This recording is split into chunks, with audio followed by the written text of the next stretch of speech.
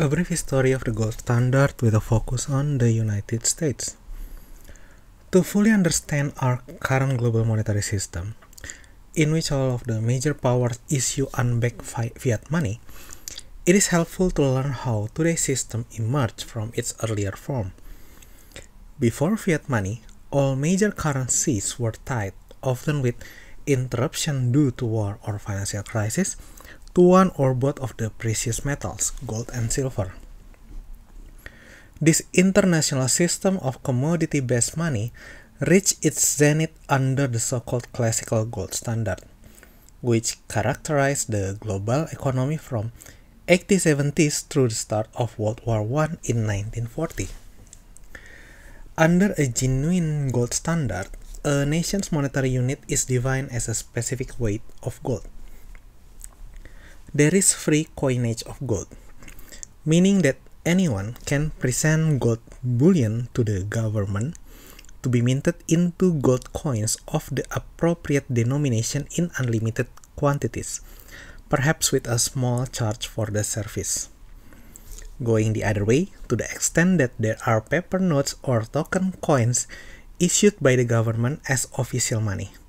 This can be presented by anyone for immediate redemption in full-bodied gold coins. Finally, under a genuine gold standard, there are no restrictions on the flow of gold into and out of the country, so that foreigners too can avail themselves of the options described above. To this day, arguments over the gold standard are not merely technical disagreements concerning economic analysis.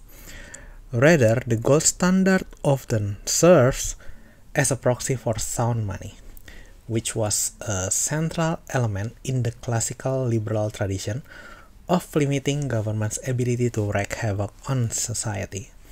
As Ludwig von Mises explains, it is impossible to grasp the meaning of the idea of sound money if one does not realize that it was devised as an instrument for the protection of civil liberties against despotic inroads on the part of government.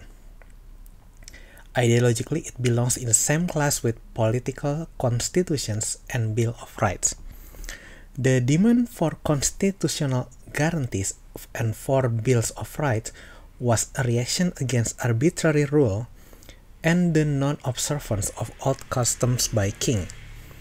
The postulate of sound money was first brought up as a response to the princely practice of debasing the coinage.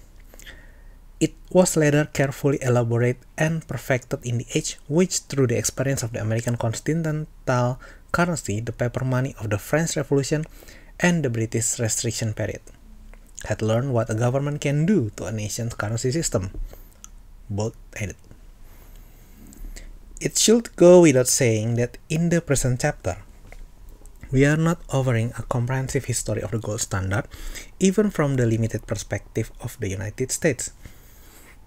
Rather, we merely attempt to explain its basic mechanics, and to highlight some of the major events in the world's evolution from a global monetary system based on market-produced commodity money to our current framework, which rests on government-issued fiat monies.